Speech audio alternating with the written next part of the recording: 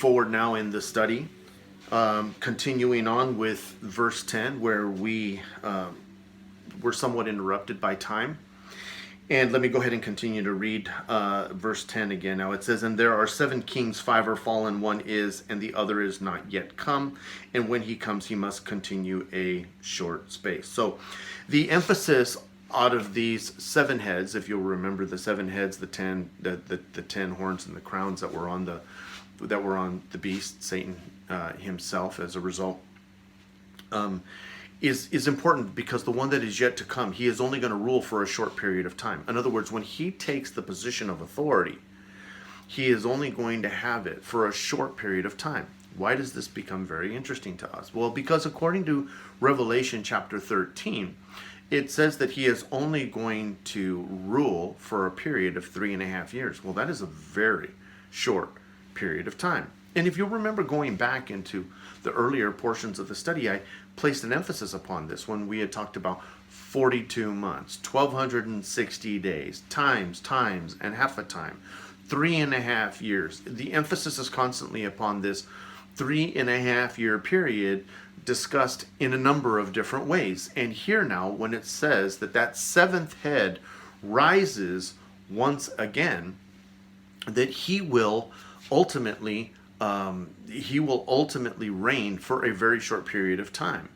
So keep in mind 2 Thessalonians chapter 2, when it says that when the abomination of desolation is revealed, so that is the period in which that starting point begins, by which we recognize he is reigning for a very short period of time. If we're around,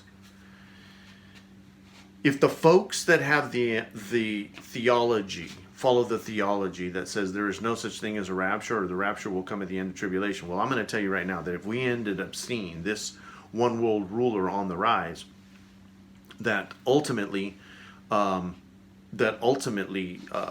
he's going to be around for a very short period of time, which means Jesus is going to return in a very short period of time. Which gives you an understanding of just how deceived everybody else is on the face of the earth, because at some point you would think that they would come back to this and say, somebody at some point in time told me something about the book of Revelation, and this is looking an awful lot like what we were supposed to be looking at. So when he comes, he must continue a short space, written in the indicative. It is just a statement of fact. Let's move on. Verse 11, and it says, "And the beast that was and is not, even he is the 8th, and is of the 7, and goes into perdition." Now, do you see now this expansion of what was taking place in verse 8? The beast that was, is not, will arise out of the abyss, and then go back into perdition. You see now, as the understanding is starting to broaden, if you will, the insight is starting to pour forth to some degree. But how is it possible that he is of the 7 and then yet the 8th, when we keep talking about 7, and 7 heads? Well, first of all, let's take into consideration some of the things that we know with regards to numbers. 7 is the number of completion. 8 is the number of a new beginning. The earth was created in 7 days, completion. Monday is both the first day and it is the 8th day. Monday is the first day of the week. It is the 8th day. It is a new beginning. And so this idea of the 7, all of a sudden it's the 7th head, but he is of the 8th, is that he is part of the 7, but as the 8th is being introduced to us as the thought that what he is going to do is going to be somewhat new in nature. He's going to take a characteristic that exists within this Roman previously held political construct, but then he is going to do something new. As an example, you cannot rule by 10 but then have one singular leader. That would be something new. It would be the adaptation, if you will, of something in the past with the now inclusion or the development of something that is new, making him both of the seven and the eighth, something that completes the process in the past but establishes something new. That's probably as clear as mud, but that's the best way that I can explain it at this point. So let's continue on. In verse 11 it says, "And the beast was and is not, even he is the eighth, and is of the seven, and goes into perdition." So he will go into destruction at the time that Christ comes, because he is going to destroy, and he will destroy everything. And we're referring to Jesus at this particular point in time. I'm going to read you a portion in verse 20, Daniel chapter 7, verses 24 and 25. "And the 10 horns out of this kingdom are 10 kings that shall arise, and another shall arise after them." You see that? "He is of the seven, and the eighth, and he shall be diverse from the first, and he shall subdue 3 kings. And he shall speak great words against the Most High, and shall wear out the saints of the Most High, and think to change times and laws, and they shall be given into his hand until a time, times, and the dividing of times." Ask yourself this question right now, with everything that you're going through. He shall wear out the saints. Do you know what that means in the original language?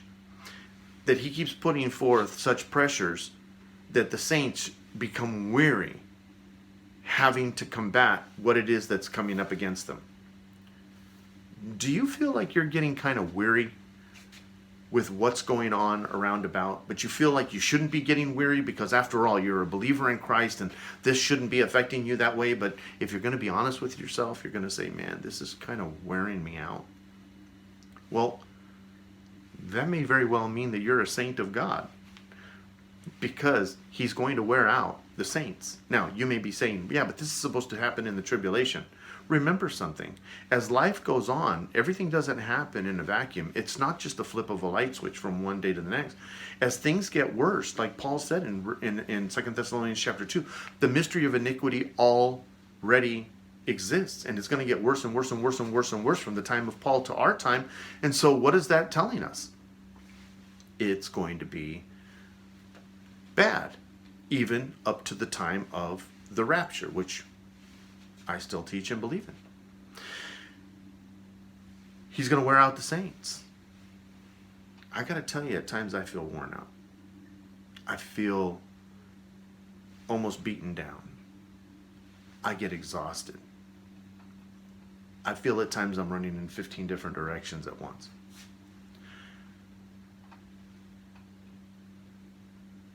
The significance of that cannot be overstated. We hold fast to Christ. He who overcomes. He who endures to the end. He who has patience. That's the significance of holding fast to Jesus. He will wear out the saints. If we were to continue on within that passage, and I had not set it apart, but it talks about how Jesus just comes, and the Prince of Princes comes, and he destroys all. He will send it all into perdition, including this one world ruler, who, by the way, will rule through the 10. He's going to become one of the 10. And he's also going to be included in the 7 heads. Keep that in mind. Let's continue on. Verse 12, "And the 10 horns which you saw are 10 kings, decemvirs." You see that? Ruling by 10, similar to the way it was done in the past by Rome. 10 kings which have received no kingdom as yet, but receive power as kings 1 hour with the beast. In other words, for a very short period of time with the beast. They have not received a kingdom as of yet. Okay, which means that as the angel is describing this to John, that this may very well be something that happens in the future in a manner in which they are truly 10 kings or rulers or presidents or dictators, however you want to define them as such, and that they are 10 in that position. Or what it could mean is is that they are in a position of financial capability or control to the degree that they are ruling, even though they are not in authority over a specific country. Let me give you an example, and we're living that today, and this is something that is happening worldwide for those of you who are listening in from another country. We have within our borders Facebook, YouTube, Twitter, and these individuals do not operate by the Constitution. They have developed, in essence, their own kingdoms. And if you want to be a part of their kingdom, you have to play by their rules. I don't play by their rules. Yes, you may see this posted on YouTube. Yes, I will post on Facebook. But then when the day comes that they decide to just knock me off because I have so many strikes against me, well, so be it. But I'm not going to change the way that I communicate to satisfy them. Yes, it'll be maybe a sad day. We won't be able to communicate one with the other. I'm looking for means to be able to rectify that situation. But listen to the way people talk about certain things. They can't use the word COVID. They can't use the word vaccination, or else their YouTube channel might be taken down. And after all, we have to maintain our YouTube channel. So I better not speak the truth. I better look for code words in the United States where we exercise freedom of speech. You're not exercising freedom of speech. You've become a puppet. I won't become a puppet, except for the puppet of Christ. I serve one King, one Lord, one God, who is over all. These 10 kings are going to arise and are identified as 10 horns. I had already read to you the portion of Daniel chapter 7 verses 24 and 25, but in Daniel chapter 7 verses 7 and 8, it states this: after this I saw in the night visions, and behold, a fourth beast, dreadful and terrible, and was strong exceedingly, and it had great iron teeth. It devoured and broke in pieces, and stamped the residue of with its feet. And it was diverse from all the beasts that were before it, and it had 10 horns. I considered the horns, and behold, there came up among them another little horn, before whom there were 3 of the first horns plucked up by the roots. And behold, in this horn were eyes like the eyes of a man, and a mouth speaking great things or blasphemies. We're going to see that being fulfilled here now in Revelation chapter 17. Verse 12 again, and the 10 horns which you saw are 10 kings, which have received no kingdom as yet. They receive a power as kings for 1 hour with the beast, for that short period of time. They receive power. That power is given to them by the one world ruler. Verse 13, these have one mind, and shall give their power and strength unto the beast. These shall make war with the Lamb, and the Lamb shall overcome them, for he is Lord of lords and King of kings, and they that are with him are called and chosen and faithful. Now, I hesitate to go to the passage of Scripture that would help to give some reference to this for the sake of time. But, what the heck, let's go ahead and go there. We're going to take a look at Daniel. We're going to take a look at Daniel chapter 11. And we'll pick up in verse 28. By now, if you are following this study, I'm going to drill these verses into your head. I'm going to make you so familiar with these things. Like Peter makes the statement, I think it's in 2 Peter when he keeps, I'm going to keep talking to you, bringing things back to your remembrance. He says, which for me is no trouble, and it's for you it is safe. So at some point in time, somebody may ask you a question, and if nothing else, you're going to say, man, I've got some familiarity with this. So Daniel chapter 11 verse 28, and it says, then shall he return into his land with great riches, and his heart shall be against the holy covenant, and he shall do exploits and return to his own land. At the time appointed he shall return and come toward the south, but it shall not be as the former or as the latter, for the ships of Chittim shall come up against him. Therefore he shall be grieved and return and have indignation against the holy covenant. It's going to have indignation against the Holy Covenant, people that are doing what is right. So shall he do. He shall even return and have intelligence with them that forsake the Holy Covenant. He's going to start having intelligence or interacting with those that forsake the Holy Covenant. He is going to influence them, as we're going to find out, by flatteries. And arms shall stand on his part, and they shall pollute the sanctuary of strength, and shall take away the daily sacrifice, and they shall place the abomination that makes desolate, and such as do wickedly against the covenant shall he corrupt by flatteries, but the people that do know their God shall be strong and do exploits. Okay, so here's why this is significant to this particular passage. Because what Daniel is telling us is that the one world leader is going to go out and about. He is going to gather other individuals that think like him by intelligence. They are going to be in a position of compromise, or they will detest the things associated to God. He is going to draw them in. Arms will stand on his side. What does that mean? That the armies will be with him. This is going to make things very, very difficult to anybody who wants to rebel against this political construct at the time of the tribulation, because people will be standing in his. You even see it within the police departments in the United States right now. They make a oath to uphold the Constitution, and then they go about doing everything but upholding the Constitution when they start arresting people who are wearing hats that say "Make America Great Again."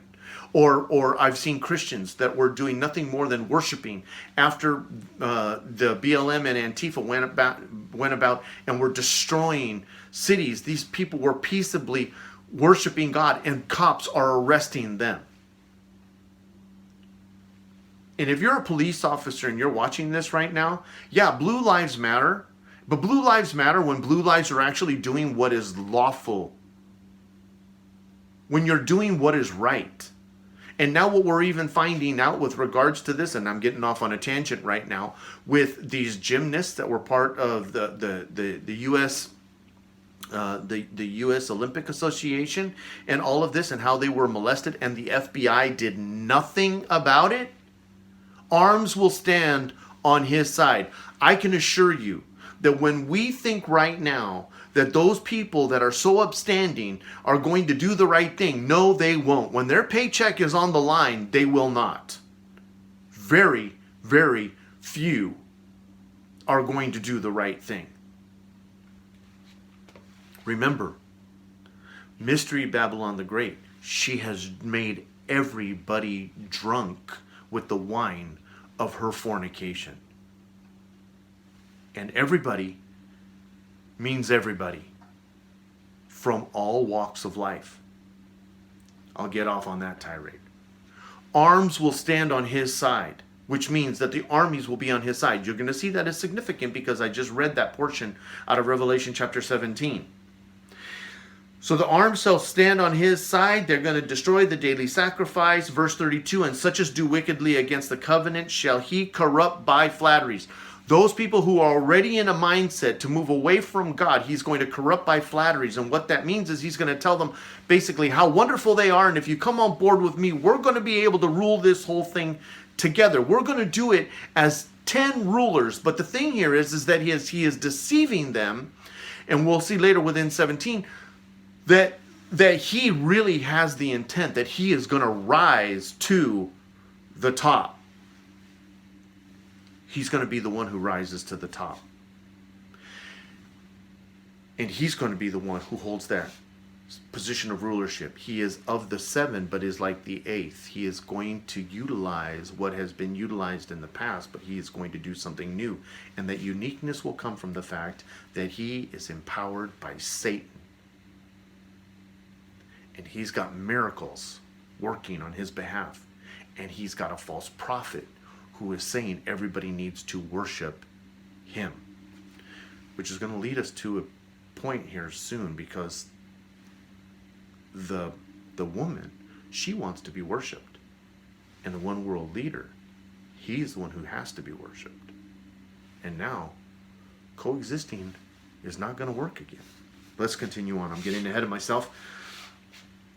So, verse 13, these have one mind. You see that? Through intelligence, they work together. Daniel is communicating this. They have one mind and shall give their power and strength unto the beast. They will surrender themselves by flatteries unto the beast. He is of the seven, but he is the eighth. So now you've got the rulership of 10, if you will, horns, which he, of course, is in control of 3. Something that has happened in the past, but is like the eighth. Verse 14, these shall make war with the Lamb, and the Lamb shall overcome them, for he is the Lord of lords and King of kings, and they that are with him are called and chosen and faithful. And I'm going to now interject the thought of the Battle of Armageddon as everybody comes together. Jesus is going to come back, and as he does, and they've got all of the military might, they are going to battle Jesus, thinking they're going to win.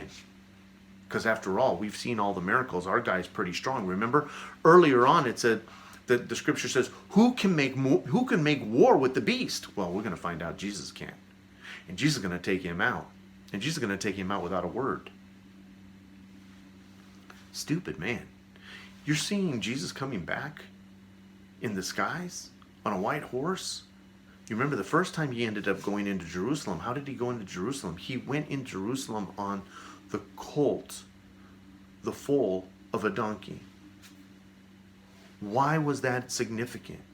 Because when a king enters into a town on a colt, it is a sign of peace. But when a king comes in on a horse, it is a sign of him taking control of that area. At one particular point in time, Joash had taken a town, and he comes back to David and he says, David, I need you to come out, get on your horse, and I need you to go into the town. Because if I go into the town, it's going to look as if I defeated it. I need you to go into the town so that everybody understands that this town was taken down by David the king and not Joash the general. Jesus comes back. He is coming back, and he is King of kings and Lord of lords. He comes back on a horse. The first time he came on a donkey. The second time he comes back on a horse, and he is going to take control of everything. And he will be the one who fights the battle singularly, even though we do come back with him. And he will be the one who is recognized for his ability to defeat the beast, who the world is sitting back looking, who can defeat him? Well, Jesus is going to be able to. And all whose names were not written in the book of life are going to look back and wonder again, yet again, as they get ready to go into judgment. Let me read that again, because I went off on a tangent. These shall make war with the Lamb, and the Lamb shall overcome them, for he is Lord of lords and King of kings, and they that are with him are called and chosen and faithful. 3 characteristics associated to those who are coming along with him. They are called, they are chosen, they are faithful. To him that overcomes, to those who persevere, the patience of the saints, called, chosen, and faithful. You will be coming back, riding behind Christ into this battle where foolish man with his material armament is going to be shooting back at an army that is spiritual.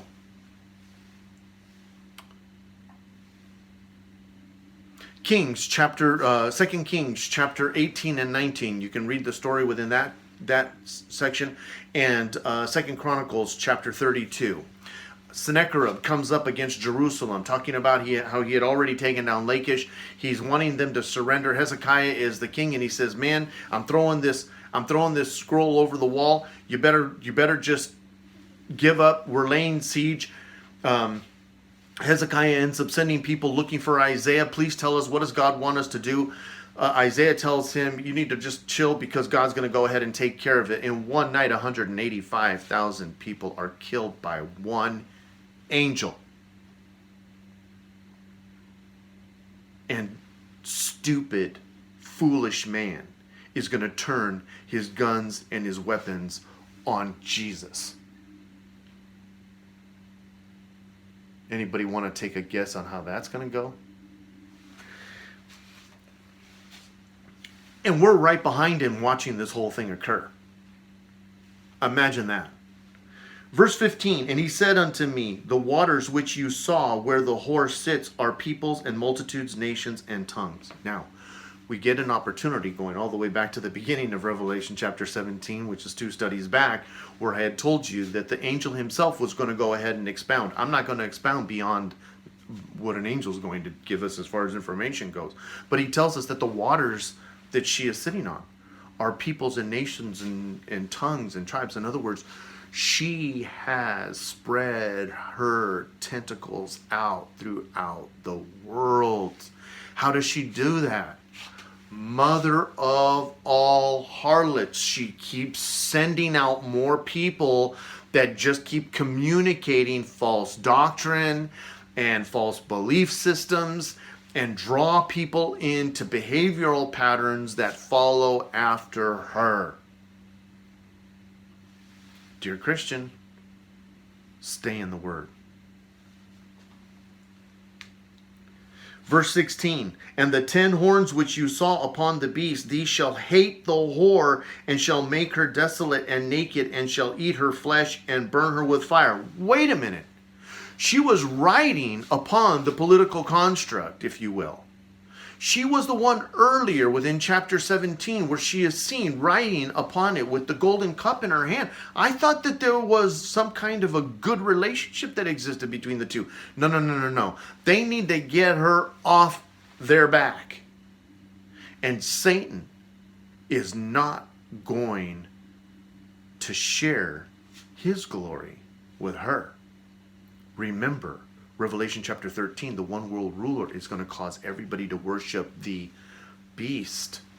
The false prophet. It's going to cause everybody to worship the beast, the one world ruler. She's not a part of the program.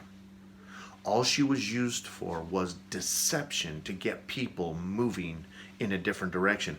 And since those people are already intoxicated and foolish in their mindset, all they're going to do is say, oh, we're not worshiping her today. We're worshiping him tomorrow. Okay. And they just change their direction because that's how foolish people are. And so the 10 who are in agreement with the one world ruler and who have given their power to him are going to say, yeah, she's got to go. Anybody who is attached to her now, that apostate church that trampled out the Christians and who has now been left behind, everybody there, they better get on board with our program, because if they don't, they're history. And they'll be made drunk by the blood of the persecution upon those individuals. Let's continue on. So verse 16 again, and the 10 horns which thou saw upon the beast, these shall hate the whore, and shall make her desolate and naked, and shall eat her flesh and burn her with fire. In other words, desolate, set her apart, naked, is an expression of embarrassment before all. Eat her flesh and burn her with fire is the very destruction. In other words, she's going to get wiped out completely, fully, and completely destroyed. There won't be any residue of her left behind. Verse 17, for God has put in their hearts to fulfill his will. Remember what we had talked about regarding Jeremiah chapter 51 verse 7?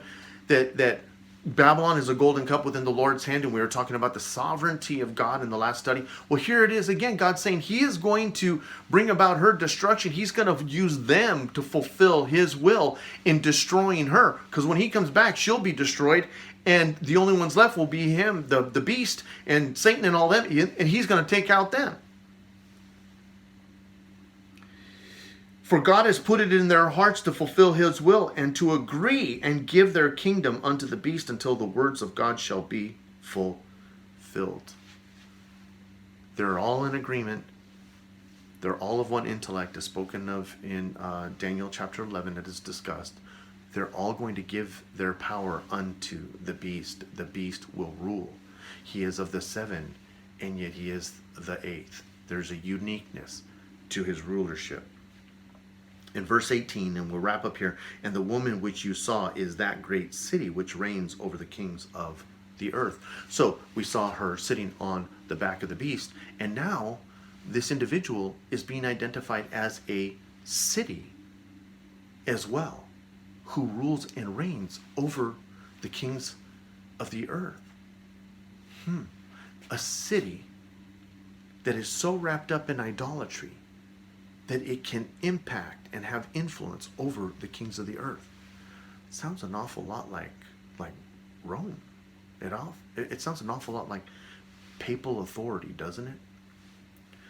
Just saying. Here's another interesting point, and we'll wrap up with this.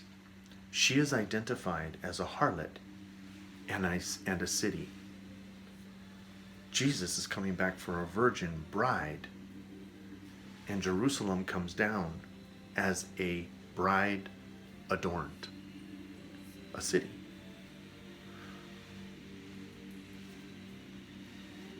You see that interesting comparison, and we'll leave it at such. Revelation chapter 18 is where we're going to be headed next. Until then, God bless. Maranatha, and we will see you soon.